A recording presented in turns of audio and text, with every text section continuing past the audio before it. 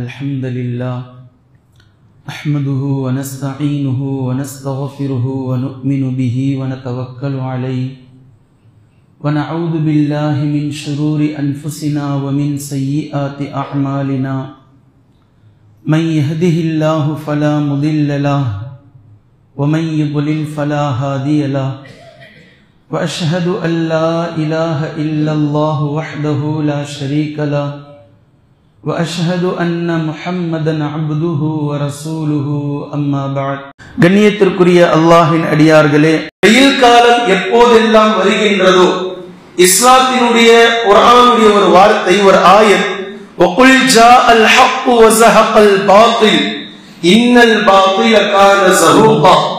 சத்தியம் வந்தது, அசத்தியம் அழிந்தது, நிச்சயமாக அசத்தியம் என்பது அழிந்தே தீரும் என்பதை போன்று அல்லாஹ் தஆலா சில மாற்றங்களின் மூலமாக அவனுடைய மார்க்கத்தினுடைய அடித்தளங்களை ஒவ்வொரு நிமிடங்களிலும் நிலைநிறுத்திக் கொண்டே இருக்கின்றான் என்பதற்கு இந்த வெயில் காலமும் ஒரு சான்று. வெயில் காலம் வரும்போதெல்லாம் மக்கள் வெயிலினுடைய கடுமையை பற்றி பேசுகிறார்கள், வெயிலினுடைய உஷ்ணத்தை பற்றி பேசுகிறார்கள். அவர்களுக்கு பலதரப்பட்ட சிந்தனைகள், பலதரப்பட்ட நினைவுகள் வருகின்றது. வெயிலினால் அவர்களுக்கு ஏற்படக்கூடிய தாக்கங்களை பற்றியும் அதனால் அவர்களுக்கு ஏற்படக்கூடிய பலவீனங்களை பற்றியெல்லாம் பேசுவதை நாம் பார்க்கின்றோம்.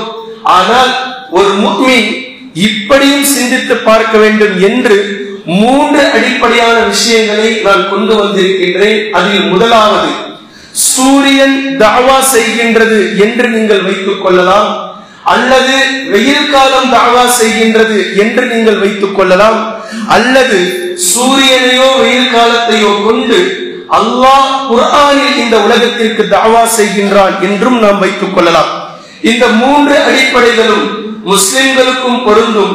குறிப்பாக முஸ்லிம் அல்லாத ஒவ்வொரு சகோதரர்களுக்கும் இந்த வெயில் காலம் எப்படி ஒரு பாடத்தை கற்றுத் தருகின்றது என்பதை நாம் இந்த 3 அடிப்படையான விஷயங்களை எடுக்கக்கூடிய நேரத்தில் நம்மால் புரிந்து கொள்ள முடிகின்றது.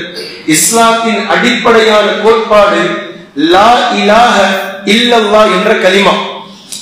இதை நாம் ஒட்டுமொத்த நபர்களும் உணர்ந்திருக்கின்றோம். இந்த கலிமாவினுடைய அடித்தளத்தில் தான் ஒவ்வொரு முஃமினுடைய வாழ்க்கையும் அமைய பெற்றிருக்க வேண்டும் என்ற குர்ஆனும் ஹதீஸும் சான்று பகிர்ந்து கொண்டே இருக்கின்றது. உலகத்தில் நீங்கள் பார்க்கக்கூடிய கடவுள்கள் எல்லாம் ஒரு முஃமின் கடவுள் இல்லை என்று சொல்ல வேண்டும், அதை மறுக்க வேண்டும். இது இஸ்லாம் நமக்கு கற்றுத் தருகின்றது. அதை அடிப்படையாகவே நமக்கு அடித்தளமாக கற்றுத் தருகின்றது. லா இலாஹ, அல்லாஹ்வை தவிர நீங்கள் எதை கடவுளாக காண்கிறீர்களோ, கல் கடவுள் இல்லை, மண் கடவுள் இல்லை, மாடு கடவுள் இல்லை, பாம்பு கடவுள் இல்லை, கடல் கடவுள் இல்லை, சூரியன் கடவுள் இல்லை, சந்திரன் கடவுள் இல்லை, எண்ணற்ற சிலைகள், யகூத், யஊக், நஸ்ர், ஹுபுல், லாத், உஸ்ஸா, மனாத், இவற்றில் எதுவுமே கடவுள் இல்லை.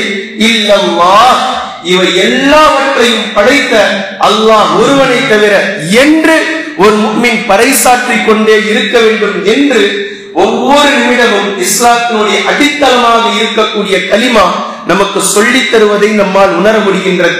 அப்படித்தான் சூரியன் தஅவா செய்வதை நம்மால் புரிய முடியும், அல்லது சூரியனை பற்றி குர்ஆன் அல்லாஹ் ஒருவன் இருக்கின்றான் என்பதை தஅவா செய்வதை நம்மால் புரிந்து கொள்ள முடிகின்றது. வெயில் காலம் வரும்போதெல்லாம் நீங்கள் இதை காணலாம். எதை? உதாரணமாக, ஒரு மனிதர் காலையில் சூரியனை கடவுளாக நினைத்து கும்பிடுகிறார். ஒரு மனிதர் காலையில் சூரியனை கடவுளாக நினைத்து கும்பிடுகிறார். சூரிய பகவான் நமஸ்காரம் என்ற அந்த வணக்கத்திற்கு ஒரு பெயரையும் வைத்திருக்கிறார்.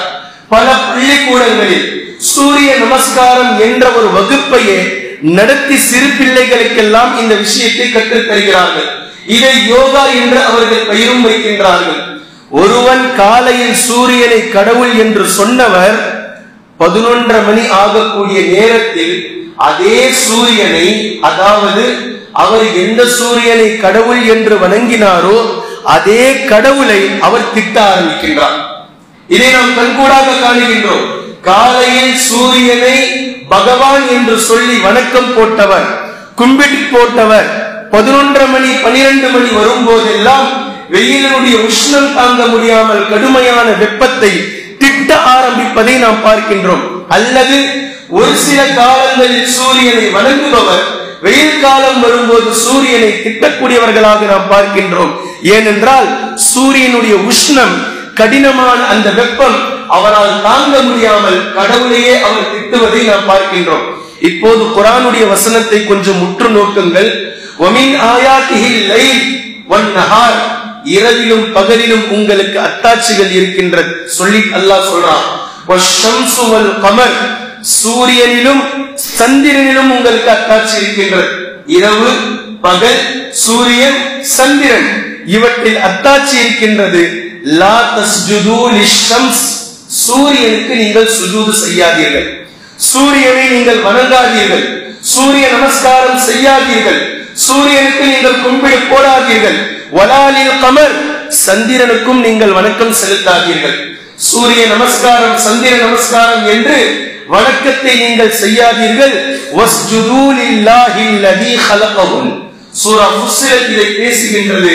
இவைகளை படைத்த அல்லாஹ்வுக்கு நீங்கள் சுஜூது செய்யுங்கள். இதுதான் சாலச் சிறந்தது, இதுதான் சரியானது. சூரியனையோ சந்திரனையோ வணக்கத்திற்குரியதாக நீங்கள் ஆக்கிக் கொள்ள வேண்டாம் என்று குர்ஆன் பேசுவதை நம்மால் புரிய முடிகின்றது. இதில் பிரபல்யமான சம்பவத்தை குர்ஆன் பேசுகின்றது. இங்கு அல்லாஹ் தஆலா தஅவாவை, தௌஹீதை, ஏகத்துவத்தை ஒரு பறவையை வைத்து நிலைநாட்டுவதை நாம் பார்க்கின்றோம். சுலைமான் அலைஹிஸ்ஸலாம் அவர்களுடைய காலகட்டத்தில் அவர்களுக்கு கமாண்டோவாக இருந்த வான்படையில் ஹுதுஹுது என்ற பறவை நீண்ட நாட்களாக காணவில்லை என்று ஒரு சபையில் சுலைமான் அலைஹிஸ்ஸலாம் அவர்கள் பேசிக் கொண்டிருந்த இந்த வரலாற்றை ஒட்டுமொத்த நபர்களும் அறிந்திருக்கிறார்கள். இப்போ சில மணி நேரங்கள் கழித்து அந்த பறவை வருகின்றது. வந்ததற்கு பின்னால் சுலைமான் அலைஹிஸ்ஸலாம் அவர்கள் கோபமாக இருப்பதை உணர்ந்து கொண்ட ஹுதுஹுது அதுவாகவே பேசுகின்றது. நான் உங்களிடத்தில் வேல்யூபிளான ஒரு செய்தியை கொண்டு வந்திருக்கின்றேன், அந்த செய்தியை நான் உங்ககிட்ட சொல்லிட்டேன் அப்படின்னா நீங்கள் என்னை திட்ட மாட்டீர்கள், அடிக்க மாட்டீர்கள், உங்களுடைய கோபம் தணிந்துவிடும் என்று ஹுதுஹுது பேசிவிட்டு, நான் இத்தனை நாட்களாக உங்களுடைய சபையில் ஆஜராகாததற்கு, வர தாமதமானதற்கான காரணம், இன்னி வஜத்தும் ரஅதன் தம்லிகுஹும் வ ஊதியத் மின் குல்லி ஷைஇன் வ லஹா அர்ஷுன் அதீம், நான் ஒரு பெண்மணியை பார்த்துவிட்டு வந்திருக்கின்றேன். ஒரு பெண், அந்த பெண் மிகப்பெரிய ராணியாக இருக்கிறார்கள். அவர்கள் ஆட்சி அதிகாரம் அவர்களுக்கு கொடுக்கப்பட்டிருக்கிறது.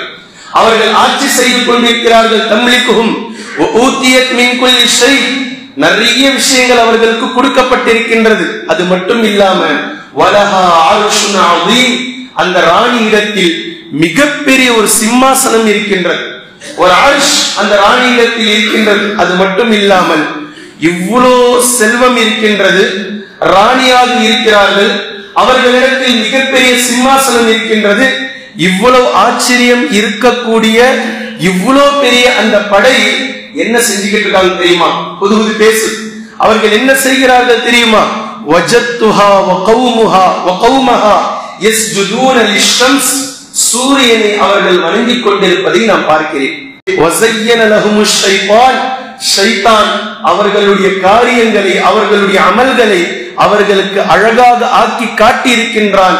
இதை அவர்கள் செய்து கொண்டிருக்கிறார்கள் என்று ஹுதுஹுது பறவை சுலைமான் அலைஹிஸ்ஸலாம் அவர்களிடத்தில் பேசியிருப்பதை நாம் பார்க்கிறோம். ஆதி காலம் முதல் சூரியனை வணங்கக்கூடியவர்கள் வந்திருக்கிறார்கள் என்பதை இந்த சான்றிலிருந்து நம்மால் புரிந்து கொள்ள முடிகின்றது. எல்லா இடங்களிலும் சூரியன் கடவுள் இல்லை, அல்லாஹ் ஒருவன் தான் கடவுள் என்பது 3000 வருடங்களுக்கு முன்னதாகவே சுலைமான் அலைஹிஸ்ஸலாம் அவர்களுடைய படையில் இருந்த ஹுதுஹுது என்ற பறவை பறைசாற்றி இருப்பதை நம்மால் புரிந்து கொள்ள முடிகின்றது.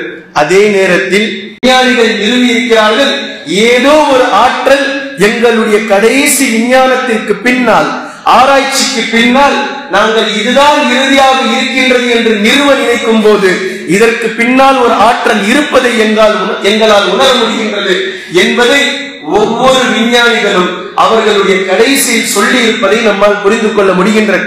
இப்போது இந்த அரைவேக்காடு ஆரம்ப கால விஞ்ஞானிகள் சூரியன் உதயமாகின்றது, சூரியன் மறைகின்றது என்றெல்லாம் நமக்கு சொல்லிக் கொடுத்த பள்ளிக்கூடங்களில் பாடம் கற்றுக் கொடுத்ததெல்லாம் இஸ்லாம் மிக தெளிவாக சூரியன் மறைவு என்பதும் சூரியன் உதித்தல் என்பதும் இவையெல்லாம் உவமையானது. இது மக்களுக்கு அப்படி தோற்றம் அளிக்கின்றது. ஆனால் 1400 ஆண்டுகளுக்கு முன்னதாகவே மிக தெளிவாக சூரா யாசினில் அல்லாஹ் பேசுகின்றான். வஷ்ஷம்சு தஜ்ரி லிமுஸ்தகர்ரின் லஹா. சூரியன் அதற்கான ஒரு கைப்படும் இடத்தை நோக்கி சூரியன் நகர்ந்து கொண்டு செல்கின்றது என்பதை அல்லாஹ் மிக துல்லியமாக குர்ஆன் பேசியிருப்பதை நம்மால் புரிந்து கொள்ள முடிகின்றது. ஆனால் இந்த வசனங்கள் எல்லாம் 25-30 வருடங்களுக்கு முன்னால் சூரியன் உதயமாகின்றது, சூரியன் மறைகின்றது, பூமி அங்கேயேதான் இருக்கின்றது என்று சொல்லக்கூடிய நேரங்களில் இந்த வசனங்களை புரிந்து உணர்ந்து வெளிக்கொண்டு வருபவர்கள் யாரும் இல்லாமல் இருந்த காலம். ஆனால் இந்த வசனத்தில் அல்லாஹ் பேசி 1400 ஆண்டுகள் தாண்டிவிட்டது. சூரியன் அதற்கான ஒரு தெரிப்படும் இடத்தை நோக்கி நகர்ந்து கொண்டிருக்கின்றது என்று குர்ஆன் பேசுகின்றது. வஷ்ஷம்சு தஜ்ரி லிமுஸ்தகர்ரின் லஹா என்று அல்லாஹ் பேசுகின்றான். இதே போன்று சூரியனுக்கு ஒரு திசையும் சந்திரனுக்கு ஒரு திசையும் இன்று வரையிலும் மக்கள் நினைக்கின்றார்கள். சூரியன் கிழக்கிலிருந்து உதிக்கின்றது, மேற்கில் மறைகின்றது. சந்திரன் எந்த திசையிலிருந்து உதிக்கின்றது, எந்த திசையில் மறைகின்றது என்று யாரிடத்தில் கேட்டால் பல நபர்கள் யோசிப்பதை நாம் பார்க்கிறோம். அல்லது திசை தெரியாமல் இப்படி இருக்கலாம் அப்படி இருக்கலாம் என்று இருப்பதை நாம் பார்க்கிறோம். சந்திரனை பற்றி பூரணமான ஒரு நாலேஜ் இல்லாதவர்களாக இருப்பதை நாம் பார்க்கிறோம். ஆனால் சந்திரனும் சூரியனுடைய திசையில் இருந்துதான் கிளம்புகின்றது, அதுவும் சூரியன் மறையக்கூடிய மேற்கில் தான் மறைகின்றது என்பதை மிக தெளிவாக குர்ஆன் வஷ்ஷம்சி வதுஹாஹா வல் கமரி இதா தலாஹா, சூரியனின் மீதும் அதனுடைய முற்பகலின் மீதும் சத்தியமாக, அதனை பின்தொடர்ந்து வரக்கூடிய சந்திரனின் மீதும் சத்தியமாக என்று அல்லாஹு தஆலா சத்தியமிட்டு 1400 ஆண்டுகளுக்கு முன்னதாகவே சூரியன் உதிக்கும் திசையில்தான் சந்திரன் உதிக்கின்றது, சூரியன் மறையும் திசையில்தான் சந்திரன் மறைகின்றது என்ற அழகான உண்மையை மிக தெளிவாக அல்லாஹு தஆலா பேசியிருப்பதை நம்மால் உணர்ந்து கொள்ள முடிகின்றது. கண்ணியத்திற்குரிய அல்லாஹ்வின் அடியார்களே, இது போக சூரியனுடைய விஷயத்தில் நீங்கள் பார்க்கலாம். சூரியன் உதயமாகக்கூடிய நேரத்தில், சூரியன் உதயமாகும் போது 6 மாதங்கள் அது இடம் நகர்ந்து நகர்ந்து நகர்ந்து நகர்ந்து உதயமாகும். ஒரு மூலையில் இருந்து உதயமாகக்கூடிய சூரியன் அடுத்த நாள் கொஞ்சமாக நகரும், ஒரு 1/4 இன்ச், 3வது நாள் அதிலிருந்து ஒரு 1/4 இன்ச், இப்படியே 6 மாதங்கள் நகர்ந்து இப்படி வரும். உதயமாகக்கூடிய இந்த திசை, ஆனால் இப்படியே நகர்ந்து நகர்ந்து நகர்ந்து நகர்ந்து வந்து உதயமாகும்.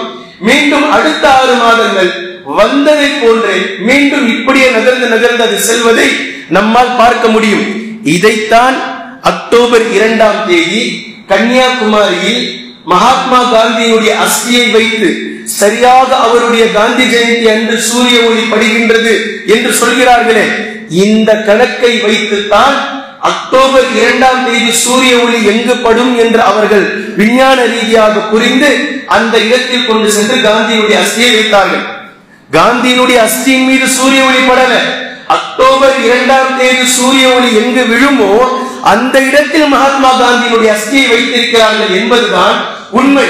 இப்போ சூரியன் இப்படி உதயமாகக்கூடிய இதை அல்லாஹ் தஆலா மிக தெளிவாக குர்ஆனில் பேசுகின்றான். சூரியன் ரப்புல் மஷ்ரிகைன் வ ரப்புல் மக்ரிபைன், 2 கிழக்குகளுடைய ரப்பு, 2 மேற்குகளுடைய ரப்பு என்று அல்லாஹ் பேசுகின்றான். இது சூரத்துர் ரஹ்மான். இதே போன்று சூரத்துல் மாரிஜில் அல்லாஹ் பேசுகின்றான், ஃபலா உக்ஸிமு பிரப்பில் மஷாரிகி வல் மகாரிபி இன்னா லகாதிருன், பல கிழக்குகளுடைய ரப், பல மேற்குகளுடைய ரப்பின் மீது சத்தியமாக என்று அல்லாஹ் தஆலா கிழக்குகள் மேற்குகள் என்று பன்மை வைத்து பேசுவதை நம்மால் புரிந்து கொள்ள முடிகின்றது. விஞ்ஞானம் இன்னும் எதை நோக்கி செல்லவே இல்லையோ அவ்வளவு தூரம் குர்ஆன் இந்த சூரியனை வைத்து வெயிலை வைத்து பேசி இருப்பதை நம்மால் புரிந்து கொள்ள முடிகின்றது. இதனுடைய எண்டிங்கையும் பேசுகின்றது. இன்று வரை சூரியனுடைய துவக்கத்தை மட்டும்தான் மனிதன் இப்ப பேசிக்கிட்டு இருக்கிறான். இப்ப நடந்து கொண்டிருப்பதை தான் ஓரளவு ஆராய்ந்திருக்கின்றான். ஆனால் சூரியனுடைய எண்டிங்கை குர்ஆன் அதையும் அன்றே பேசி முடித்து விட்டது. இதஷம்சு குவ்விரத், சூரியனை அல்லாஹ் சுருட்டக்கூடிய ஒரு நாள் வரும். இப்படி நீங்கள் காணக்கூடிய இந்த வெயில் காலம், இந்த வெயிலுடைய நேரம், இந்த சூரியனை அல்லாஹ் தஆலா சுருட்டுவான் என்ற ஹதீஸிலும் நம்மால் பார்க்க முடிகின்றது. குர்ஆனிலும் அல்லாஹ் தஆலா பேசுவதை நாம் பார்க்கின்றோம்.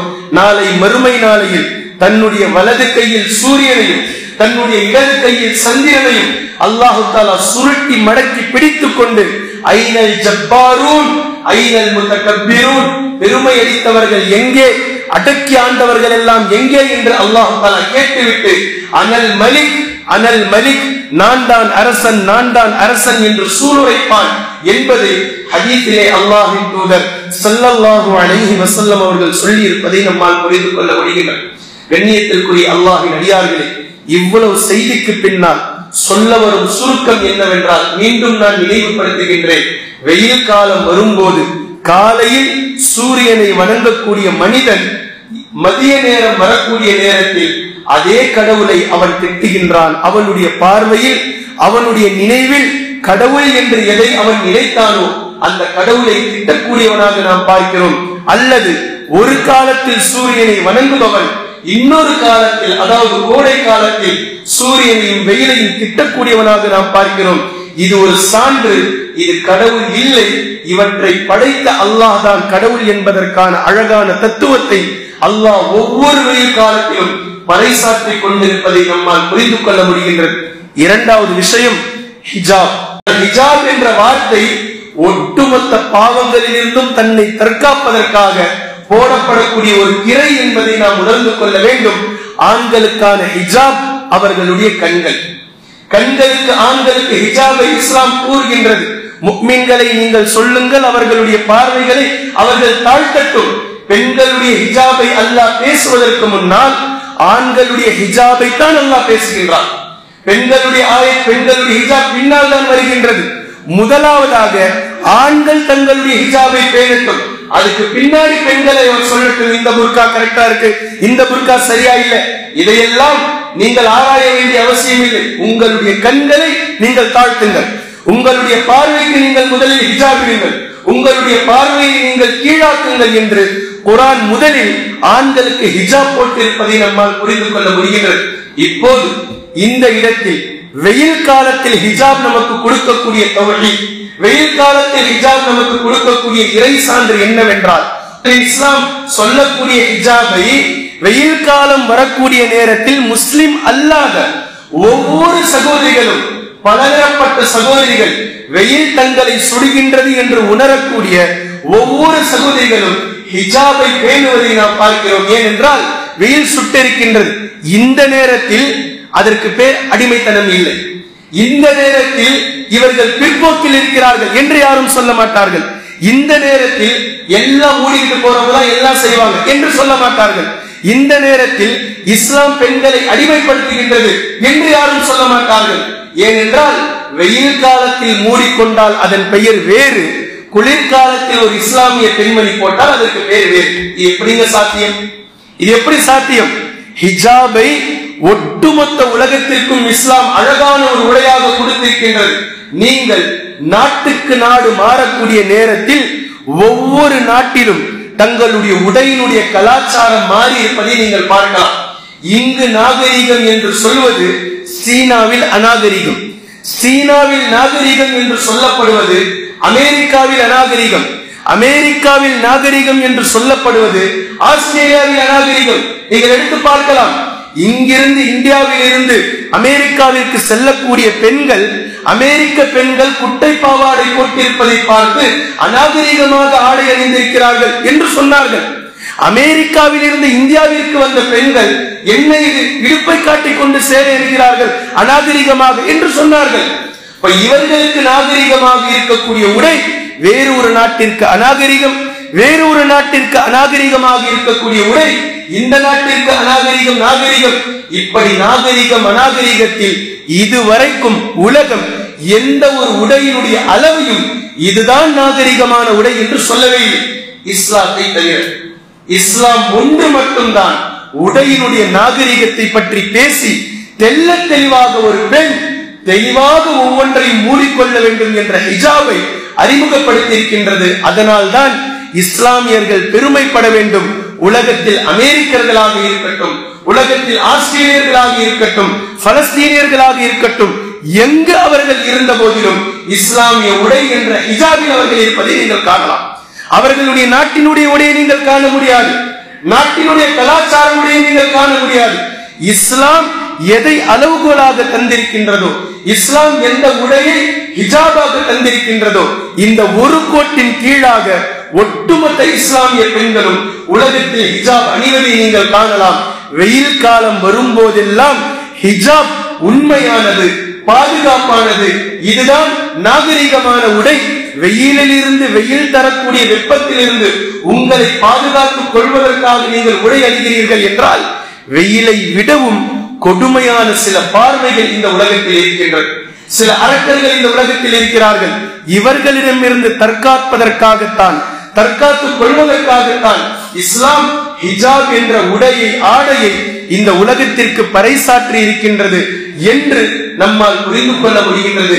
வெயில் காலம் வரும்போதெல்லாம் இஸ்லாம் அல்லாத சகோதரிகள் தங்களுடைய தலையின் மீது துப்பட்டாவை போடுவதும், தங்களுடைய முகங்களை மூடுவதும், தங்களுடைய கைகள் கருத்துவிடக் கூடாது என்று கிளவுஸ்களை போடுவதும், அவர்களுடைய உடையை முழுவதுமாக சுற்றி கொண்டிருப்பதும், ஹிஜாபை முஸ்லிம்களாக இருந்து நாங்கள் அணிவதை இஸ்லாம் அல்லாமலேயே, முஸ்லிம்கள் அல்லாமலேயே வெயில் காலம் வரும்போதெல்லாம் ஒவ்வொரு சகோதரிகளும் ஹிஜாபை பேணுவது உண்மையில் பெருமையாக இருக்கின்றது. வெயில் காலம் வரும்போதெல்லாம் ஹிஜாபை நீங்கள் அணிகிறீர்கள். எந்த ஆடை, எதை நீங்கள் அடிமைத்தனம் என்று சொல்கிறீர்களோ, எதை நீங்கள் இஸ்லாமிய பிற்போக்கு, பெண்களை பிற்போக்கில் வைத்திருக்கிறது இஸ்லாம் என்று சொல்கிறீர்களோ, அதை வெயில் காலத்தில் அல்லாஹ்வே உங்களை அணிய வைக்கின்றான் என்ற சான்றை நம்மால் புரிந்து கொள்ள முடிகின்றது. இது இரண்டாவது. மூன்றாவது விஷயம், வெயில் காலம் வரும்போதுதான் நிழலின் அருமை நமக்கு புரிகின்றது. மற்ற நாட்களில், ஏனைய தினங்களில் இந்த நிழலை பற்றி நாம் பேசுவதே கிடையாது. நிழலை பற்றி நம்மால் புரிந்து கொள்ளவே முடிவதில்லை. நிழலை நாம் ஒரு பொருட்டாகவே கருதுவதில்லை. ஆனால் குர்ஆனும் ஹதீஸும் நிழலை பற்றி மிக ஆழமாக பேசுகின்றது. குர்ஆனுடைய வசனம், அலந்தர இலா ரப்பிக கைஃப மத்தல், நிழலை அல்லாஹ் எப்படி நீட்டுகின்றான் என்று அவர்கள் பார்க்க வேண்டாமா? நீங்கள் பார்க்கவில்லையா என்று அல்லாஹ் தஆலா கேட்கின்றான். நிழலை நீங்கள் உற்று கவனியுங்கள். அதில் சான்று இருக்கின்றது, அதில் பலதரப்பட்ட படிப்பினை இருக்கின்றது. நிழலை அல்லாஹ் எப்படி கொண்டு செல்கின்றான் என்பதை ஒவ்வொரு முஸ்லிமும் முஃமினும் அதை உன்னிப்பாக ஆராய்ந்து பார்க்க வேண்டும். வெயில் இல்லாத நேரங்களில் நிழலை பற்றிய சிந்தனை யாருக்கும் வருவதில்லை. வெயில் கடுமையாக கொடுமையாக அடிக்கக்கூடிய நேரத்தில் தான் நிழலை தேடி மனிதர்கள் ஒதுங்குவதை நம்மால் புரிந்து கொள்ள முடிகின்றது. இஸ்லாத்தினுடைய அளவீட்டில் நீங்கள் பார்க்கலாம், லுஹர் தொழுகையையும் அஸர் தொழுகையையும் நபி ஸல்லல்லாஹு அலைஹி வஸல்லம் அவர்கள் ஒரு வஸ்துவின் நிழலை வைத்து நமக்கு அளவீட்டை தந்திருக்கிறார். ஒருவருடைய நிழல் இந்த அளவிற்கு வந்தால் லுஹருடைய நேரம் துவங்குகின்றது, முடிகின்றது என்றும், அஸருடைய நேரம் ஒரு வஸ்துவின் நிழல் இப்படி வந்தால் இப்படி இருக்கும் என்பதையும், பெருநாள் தொழுகை வரக்கூடிய நேரத்தில் சூரியனுடைய ஒளி ஒரு ஈட்டினுடைய நிழல் அளவிற்கு வருவதை கொண்டு நாங்கள் கணக்கெடுப்போம் என்று நிழலை கொண்டு, வெயிலையும் நிழலையும் கொண்டு இஸ்லாத்தினுடைய தொழுகைகள் கட்டமைக்கப்பட்டிருப்பதை நம்மால் புரிந்து கொள்ள முடிகின்றது. இதே போன்று நபி ஸல்லல்லாஹு அலைஹி வஸல்லம் அவர்களுக்கு அல்லாஹு தஆலா மேகத்தை கொண்டு நிழலிட்டிருக்கின்றான், மரங்களை கொண்டு நிழலிட்டிருக்கின்றான். நிழலை பற்றி பல இடங்கள், பல சான்றுகள் பேசுவதை நம்மால் புரிந்து கொள்ள முடிகின்றது. இதில் ஆழமான இரண்டு செய்திகளை நான் சொல்கின்றேன். நிழலை இப்போது நாம் பொருட்படுத்தாமல் இருக்கலாம். நிழலை பற்றி எந்த விதமான சிந்தனையும் இன்றைய தினத்தில் நாம் இல்லாமல் இருக்கலாம். ஆனால் இஸ்லாம் மறுமையை பற்றி பேசக்கூடிய நேரத்தில் நிழலை பற்றி பேசுகின்றது.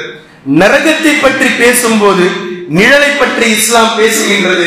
அல்லாஹ் தஆலா பேசக்கூடிய நேரத்தில் ஐனல் முத்தஹாப்பூன பிஜலாலி, என்னுடைய மகத்துவத்திற்காக ஒருவருக்கொருவர் பெருமை கொண்டவர்கள் எங்கே? அல்லாஹ் தஆலா நாளை மறுமையில் அழைப்பான் என்று நபி ஸல்லல்லாஹு அலைஹி வஸல்லம் அவர்கள் கூறினார்கள்.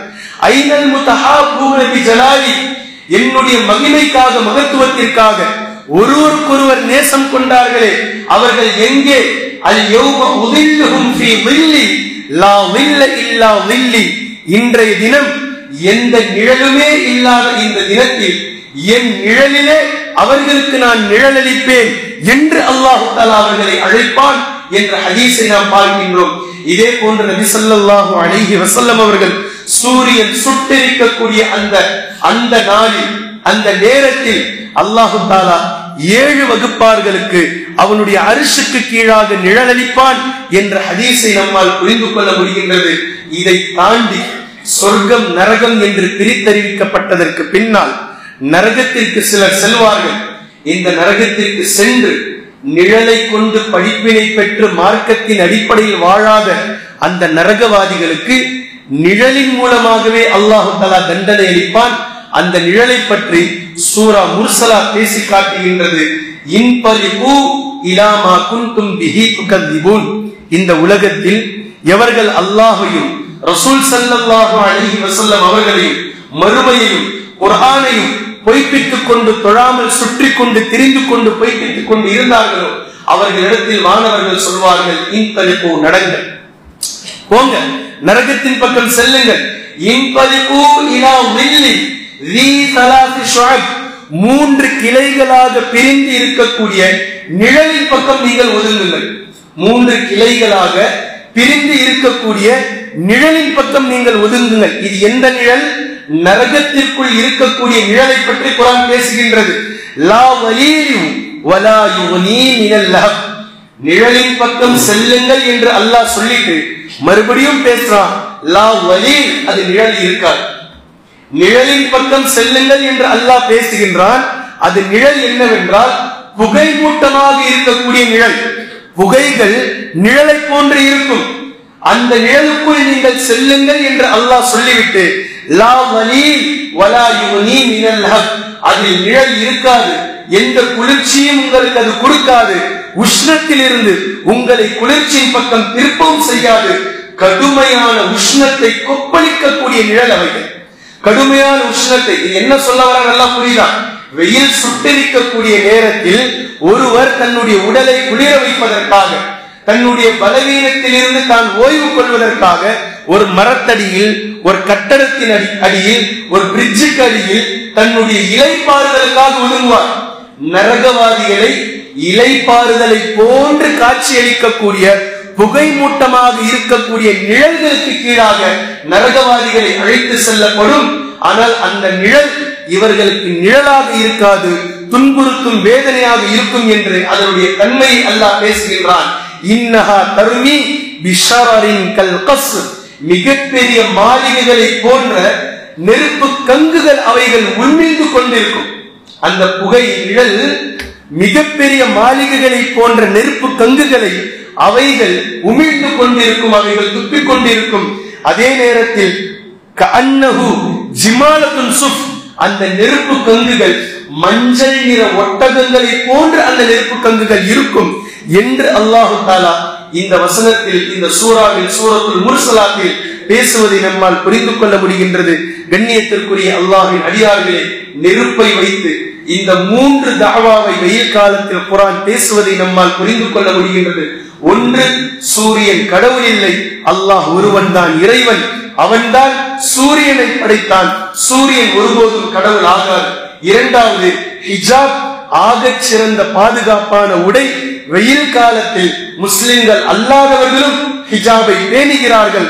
ஆனால் வெயில் காலம் கடந்து விட்டால் முஸ்லிம்களாக இருந்து ஹிஜாப் அணிந்தால் மட்டும் இது அடிமைத்தனம் என்று அவர்கள் சொல்வார்கள்.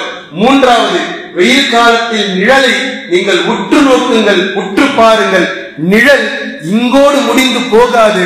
நாளை நரகத்திலும் நிழல்களை கொண்டே நரகவாதிகள் அவர்கள் கடுமையாக வேதனை செய்யப்படுவார்கள் என்பதை நம்மால் புரிந்து கொள்ள முடிகின்றது. கடைசியாக ஒரு சம்பவத்தை நான் உங்களுக்கு குறிப்பிடுகின்றேன்.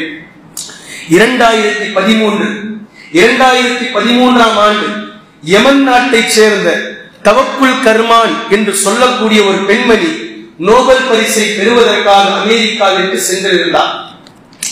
யமன் நாட்டை சேர்ந்த தவக்குல் கர்மான் என்று சொல்லக்கூடிய ஒரு பெண் அமெரிக்காவிற்கு நோபல் பரிசை பெறுவதற்காக சென்றிருந்தார். பலதரப்பட்ட ஆர்ப்பாட்டங்களை, போராட்டங்களை அமைதிக்காக போராடி இருக்கிறார்கள், முன்னெடுத்திருக்கிறார்கள்.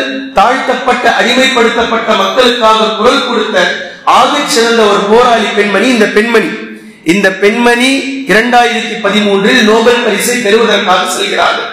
இவர்கள் இஸ்லாத்தை தன்னுடைய வாழ்வியலாக முழு மூச்சாக பின்பற்றக்கூடிய ஒரு பெண்மணி ஹிஜாபில் சென்றிருந்தார்கள். நோபல் பரிசை பெற்றதற்கு பின்னால் வெளியே வரும்போது பொதுவாகவே பத்திரிகையாளர்கள் ரெடிமேடான சில கேள்விகளை வைத்திருப்பார்கள். ஆனால் தவக்குல் கர்மானிடத்தில் அந்த ரெடிமேடான கேள்விக்கு பகரமாக இவர்கள் அணிந்திருக்கக்கூடிய ஹிஜாபை பற்றி அவர்கள் பேசினார்கள்.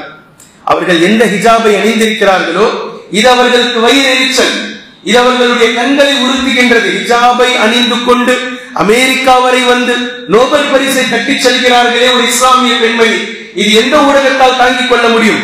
எல்லோருக்கும் வயிற்றுல புகை. இப்ப போய் கேள்வி கேட்கிறாங்க, அடிக்கிற வெயில்ல இப்படி ஒரு டிரெஸ் போட்டுக்கிட்டு இருக்கிறீங்களே, உங்களுக்கு கஷ்டமா இல்லையா? நீங்கள் நோபல் பரிசை பெற்றதனுடைய அனுபவம் எப்படி இருந்தது, எப்படி இருக்கிறது? இது ரெடிமேடான கேள்வி. ஆனா இதை கேட்கல. தவக்குல் கர்மான் கிட்ட போய் நீங்க அடிக்கிற வெயில்ல போட்டுட்டு இருக்கிற இந்த ஃபர்தா புர்கா இப்படி உங்களை கஷ்டப்படுத்துது, நீங்க எப்படி இதை போட்டுக்கிட்டு இருக்கீங்க அப்படின்னு சொல்லி கேட்டதும் அந்த தாயார் மிக அழகான அரை வரியில் இருக்கக்கூடிய ஒரே ஒரு குர்ஆன் வசனத்தை ஓதி காட்டிவிட்டு இந்த ஷைத்தான்களிடமிருந்து நகர்ந்து சென்றார்கள். குல் நாரு ஜஹன்னமு அஷத்து ஹர்ரா, நபியே நீங்கள் சொல்லுங்கள், நரக நெருப்பு இந்த உலகத்தில் நீங்கள் காணும் வெயிலை விட, வெப்பத்தை விட கடுமையானது என்று அல்லாஹ் தஆலா சூரத்து தௌபாவில் இறக்கிய இந்த அரைவரியை அந்த தவக்குல் கர்மான் அந்த நேரத்தில் பத்திரிகையாளர்களிடத்தில் சொல்லிவிட்டு கடந்து சென்றார்கள். இந்த வெப்பம், அதாவது நாளை மறுமை நாளினுடைய நரக நெருப்பு இந்த வெப்பத்தை விட கடினமானது, கடுமையானது என்று சொல்லி சென்றார்கள். எப்போது இறங்கிய வசனம் இது? தபூக் போர், கடுமையான வெயில் காலம், கடினமான வெயில் காலம். அதே நேரத்தில் பேரிச்ச பழங்கள் சாகுபடி செய்யக்கூடிய நேரம், மகசூலுக்கு தயாராகி கொண்டிருக்கின்றது. இந்த நேரத்தில் தபூக் போர் வருகின்றது. நபி ஸல்லல்லாஹு அலைஹி வஸல்லம் அவர்கள் அறிவிப்பு செய்கின்றார்கள். இந்த அறிவிப்பு பொது அறிவிப்பாக இல்லை, ஒட்டுமொத்த சஹாபாக்களையும் அழைக்கின்றார்கள். பரவலாக 99 விழுக்காடு சஹாபாக்கள் கலந்து கொண்டாலும் குறிப்பிட்ட சிலர்கள் கலந்து கொள்ளவில்லை. சிலர்கள் கலந்து கொள்ள போகக்கூடிய நேரத்தில் மதீனாவில் வசித்த முனாஃபிக்குகள் வந்து இந்த முஸ்லிம்களிடத்தில் பேசினார்கள், இந்த வெயில்லையா போறீங்க? அடிக்கிற வெயில், இந்த வெயில்ல நம்மளை தற்காத்துக் கொள்வதற்கே பெரிய போர் செய்ய வேண்டியிருக்குமே, இந்த வெயில்ல போய் நீங்க போர் செய்ய முடியுமா என்று முஸ்லிம்களுடைய மனதை கலைத்தார்கள். இந்த வெயில் காலத்தை காரணம் காட்டி போருக்கு செல்ல வேண்டாம் என்று தடுத்தார்கள். அப்போ அல்லாஹ் ஆயத் இறக்கினான், நபியே நீங்கள் கூறுங்கள், குல் நாரு ஜஹன்னமு அஷத்து ஹர்ரா, நரக நெருப்பு இந்த வெயில் காலத்தை விட, இந்த வெப்பத்தை விட கடினமாக இருக்கும், கொடுமையாக இருக்கும் என்று நபியே அவர்களிடத்தில் நீங்கள் கூறுங்கள் என்று அல்லாஹ் தஆலா இறக்கிய ஆயத்தை தான் தவக்குல் கர்மான் அந்த இடத்தில் பேசியதை நம்மால் புரிந்து கொள்ள முடிகின்றது. எனவே கண்ணியத்திற்குரிய அல்லாஹ்வின் அடியார்களே, சூரியனை கொண்டும் வெயில் காலத்தை கொண்டும் முஃமின்களுக்கு பலதரப்பட்ட படிப்பினைகளை அல்லாஹ் கொடுத்துக் கொண்டே இருக்கின்றான். சிறந்த படிப்பினைகளை எடுத்து அல்லாஹ்வின் பக்கம் நெருங்கக்கூடியவர்களாக, நரகத்திற்கு அஞ்சி அல்லாஹ்விற்கு பயந்து சொர்க்கவாசிகளுடைய பட்டியலில் இடம் பிடிக்கக்கூடிய நல்லவர்களாக அல்லாஹ் நம்மை ஆக்குவானாக. வஆகிரு தஅவானா அனில் ஹம்துலில்லாஹி ரப்பில் ஆலமீன்.